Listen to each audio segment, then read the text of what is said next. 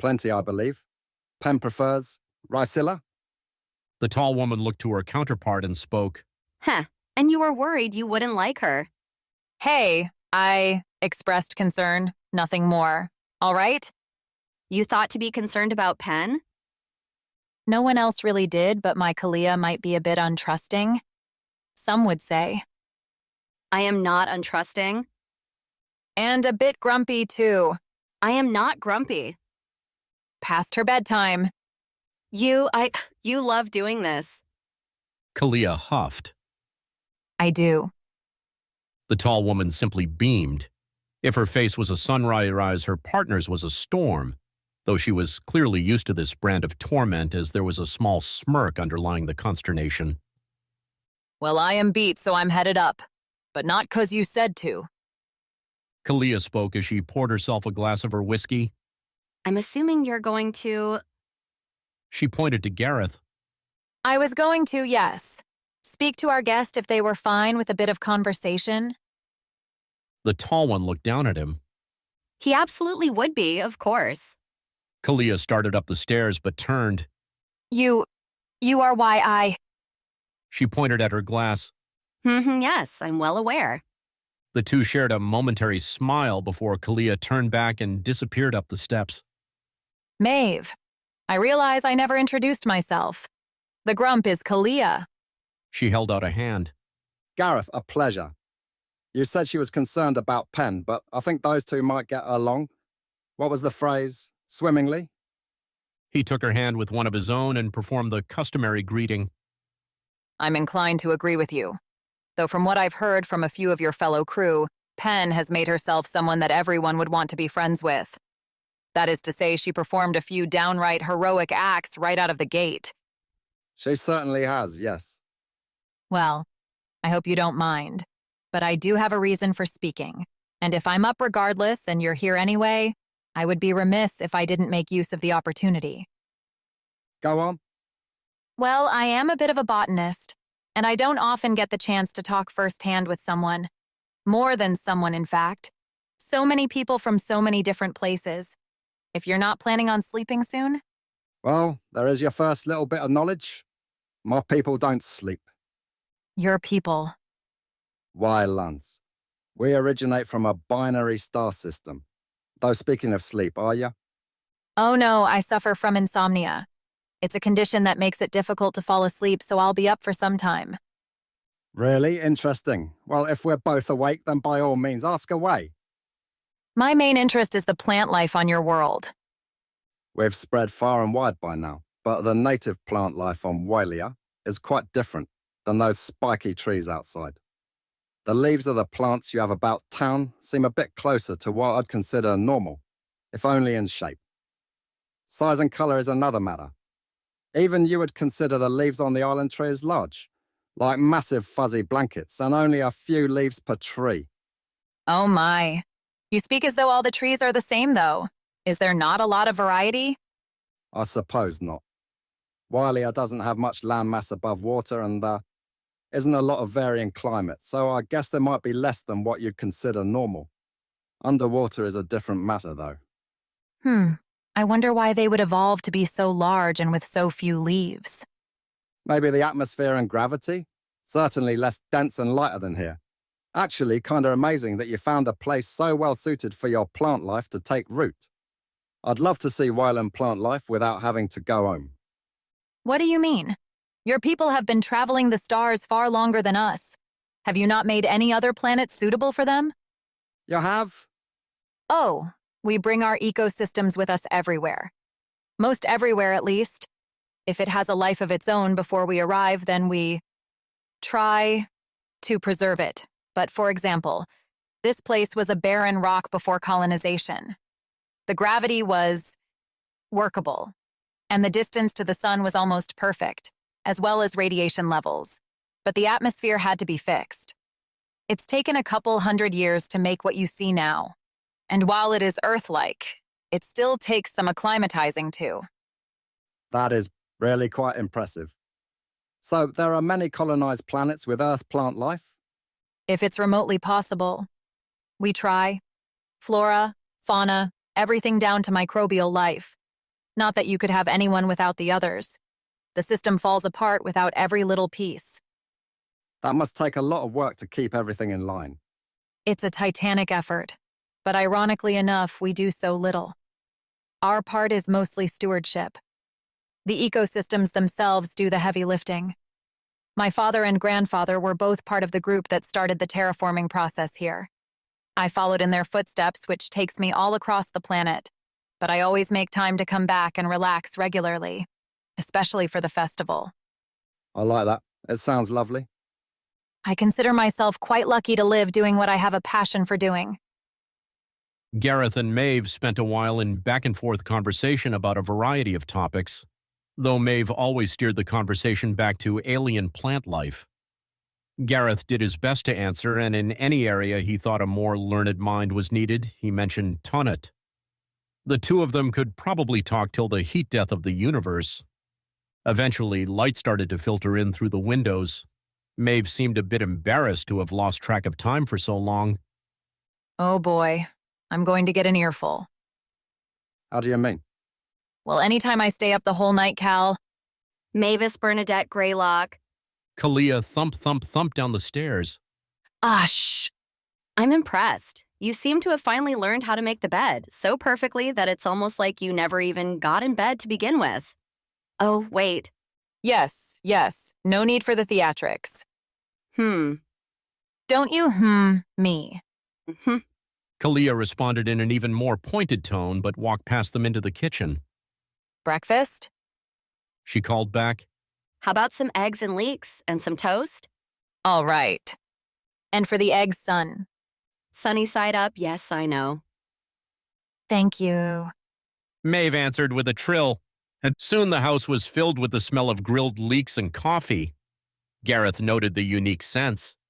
Gareth wasn't the only one to notice the smell, however, as in a very short time the door to their guest room burst open and Penelope stumbled out. Everyone turned to look at her as she ambled into the kitchen. Her eyes squinted blearily and her hair, still short but certainly longer than it had ever been before, was an utter mess. A cowlick had a coarse, dirty blonde tuft sticking almost directly up. The rest came out at odd angles as well. She stood and rubbed the sleep from her eyes before speaking. Coffee? Sure thing. Kalia said, bemused at her state. You sleep well? Looks like you did. Better than I have in a while, that's for sure, mercifully. Maeve has trouble sleeping too. Here's that coffee. Food'll be up soon. She handed Pen a parchment white mug that was warm to the touch. Thank you. Pen took the cup and moved into the den, plopping down next to Gareth with enough force to actually send him up, if not quite into the air. Whoa, careful, please. Oh, sorry there, still waking up. Then please drink up. I don't need you accidentally falling on top of me. It would be a shame, surviving all that just to get crushed to death on a couch. Indeed. Anyway, what is this festival I've been hearing about? Oh, yes, of course. It's an annual holiday of sorts. The town celebrates the food harvested at the peak of the season, community and nature. There is a big gathering at the center of town. People bring food, but a few cooks among us have whole setups and cook right there. We eat, we sing, we dance, and we pass out and sleep in the next day. Sounds like a proper party. Plenty of good stuff, if you know what I mean. Kalia said as she came around to them with small plates of grilled leeks and cooked eggs. If this is Anadia, you guys might have some ricella around? Hanan has come in recently, but there are agave farms in the southern continent. They make the stuff. You could pop down before you head off planet? Sure. Gareth was certain he noticed something in Pen's face when she spoke. The way her eyes darted and she looked away. What was that? Anyway. Pen moved on quickly. I kind of want to take a look at the ship, check my stuff, so I'm going to go find Dig or Tonnet and get them to show me the way. I can come with if you want. Gareth offered. No need, stay here and enjoy yourself. I'm just making sure nothing got damaged. All right. Maybe Maeve here can show me around town. Oh, I have to show you the beehives. Pen chuckled but paused as she got up. She set her plate down and looked at Gareth. I'll be back. Gotcha. He nodded. Pen thanked their hosts, put her hair up with a hair tie, and made her way outside. She found Deg and Tonnet sitting with a few other crew members. Tonnet was nigh overwhelmed with all the research possibilities, so Deg gave her directions to the ship. Crew members were coming back and forth, so she didn't have trouble finding the way. A short walk brought her to a rough site. The ship certainly could have suffered worse. The left side thrusters took the brunt of the impact with the ground and were fairly mangled. The hull, however, seemed to have weathered the crash undamaged save for the clear explosive marks at the back. The ramp was down, if not properly connected to the side where the explosive had sat, and a few crew members walked about checking things and keeping them in order. As Penn walked up the ramp, it creaked but held. The ship sat at only a slight tilt. She made her way to her room. Things looked like a mess. Not the normal mess, mind you, but a new and improved version of her usual atom bomb style of living. The military hadn't failed to instill a rigorous sense of organization and cleanliness, but it hadn't taken her too long to revert. In fact, it was almost a conscious decision at times to be messy, a little rebellious act of sorts. Who was going to reprimand her? What consequence was there to leaving things as they lay? None. She can't deny she enjoyed that thought. Still, a few things, important things, remained well tended. She walked over the strewn pile of clothing, barely noting its existence, and found her small lockbox. It had found a new home in the opposite corner of the room. She picked it up, and with her other hand she righted her overturned bed. She then sat down with the box in her lap. Gingerly, she opened the box with a silent prayer that nothing had broken. Thankfully, nothing was terribly amiss. Things were jumbled, but no more. Most importantly, the glass bottle of Ricilla hadn't shattered and ruined anything. She pulled the handgun and her knife out first and set it to the side. Then came the bottle of Ricilla, which she inspected closely just to be sure. She was happy to find it hadn't suffered a single scratch. She moved to place the bottle on the cot to her other side, but stopped and brought it back. With a pop, she pulled the cork out and brought the bottle to her nose. She wouldn't drink, but she let herself enjoy that distinct smell, closing her eyes as the heavy smoky scent sat at the back of her nose. After a moment, she put the cork back and set the bottle down. Next, she fished out a middling-sized coin and flipped it in the palm of her hand. It had the same simple laser-style design on both faces, a three-headed dog. Each head had a different expression, but all of them aggressive. The middle was fully baring its teeth, the left was growling, and the right had one part of its lip pulled up, flashing a fang. The coin itself was in fairly poor condition. It bore small chips around the edge and was heavily tarnished, save a single spot on either side where it had been overpolished by years of worry. The coin found a place near the gun and knife, and she returned to the box. Finally, she pulled out her pencils and a leather-bound paper pad. Seeing as nothing else was damaged, she wasn't worried but still decided to check. Pen flipped open the pad and was relieved to find it hadn't even budged. Wedged up into the inside cover, she retrieved the old photograph. It wasn't digital like normal, but a physical printed picture. Jane had found an antiques shop when they had some shore leave one day and dragged them all to get it done. Everyone got a copy to keep after they printed off of some terribly bulky machine. Pen looked over all of their faces, but quickly replaced the picture and closed the pad. She checked the pencils for damage and found none before returning the pad and them to the box. After that, everything found its proper place again. She closed it and put it under her bed for safekeeping. Looking around at the rest of the mess, she decided it could wait and started back out for the town. She found herself walking slowly, enjoying the peaceful air and the trees. The people smiled at her and waved as she passed. Eventually, she started to wave back. Everyone she passed was doing something, but happily so, busying themselves readying for the night. Small stands were going up, long wooden benches were being carried to the center of town, and the last of the ribbons were being hung up. Just then, something caught her nose. Savory. Salty. The air was filling with an irresistible aroma. Following it brought her to the center of town.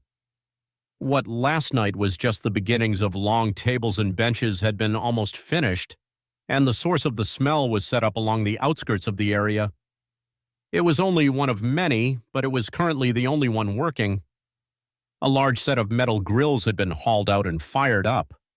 They were manned by a duo of rather port humans who mostly sat in extendable chairs nearby. Penn tarried closer and closer, trying to get an idea of what they were cooking. As if reading her mind, the portly woman spoke without even turning to look at Penn. Sorry, hun ain't nothing to eat here yet. Sorry if I was. You're fine. What are you cooking? Not cooking, smoking. We've got some standard briskets and ribs, and then a pork shoulder and a couple of pork butts. Some chicken breasts. Oh, and in this little guy, I've got some salmon going. Alas, none of this'll be done till later tonight. The worst part of the process is the waiting. She chuckled. Well, I'll be back by here later tonight then. Sure thing, honey. Check out everyone's stuff.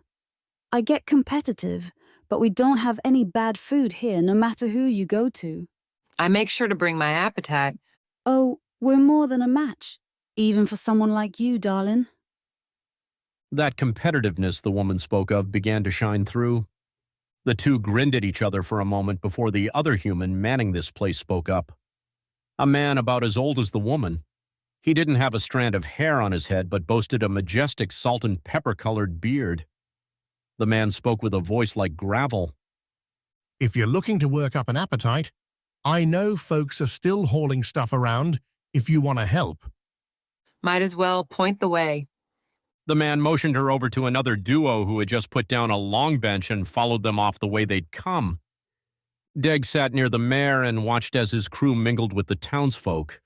Some had elected to stay aboard the ship, and he didn't begrudge them their lack of trust or bravery, but most mingled with the humans. He was happy to see it in truth. Both the crew allowing themselves exposure to Penn's people and the humans themselves for aiding them with a grace the stories about them don't mention. Perhaps it was silly of him to believe the stories, or at least to believe them in a vacuum and as a complete picture. The truth, as it always was simple complexity. He chuckled to himself at the oxymoron, but it was true. Was that a laugh? The wrinkled woman asked as she handed off a piece of paper to a young man. You pick up mannerisms quickly. Yes, it was. Care to share? It's just funny, I guess, to see your people like this. The woman looked around and then eyed him. Such an intense mannerism by Degg's standards, but he'd come to know they meant nothing by it. Doing everyday things? Yes, actually. It's a different side to your people than I'm used to, and very different to what the rumors would have you believe. I can only imagine, but I can't say I'm surprised. The warships send a very specific message. They certainly do. Wouldn't be how I would have us reach out into the greater galaxy, but I guess I don't get to decide. How would you? Reach out to you all? Yeah. A potted plant in hand, perhaps? I think that sends a better message. She smiled at him and chuckled conspiratorially. Diag chuckled as well. Then they both shared a sigh, both noting the other. Fear. She spoke. It's fear, I think. We haven't let it go. We still think in terms of us and them, you see. I suppose I get it in one way.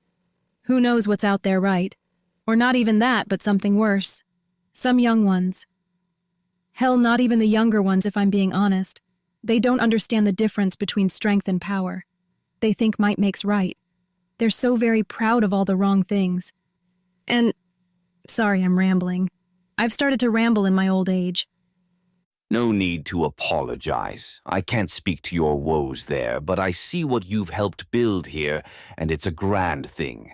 I know achievement in one area does not a master in all others make, but... She smiled. A crinkling at the edges of her eyes made her age more obvious. It's been a work of many, but I am proud of what we've made here, and of my contribution.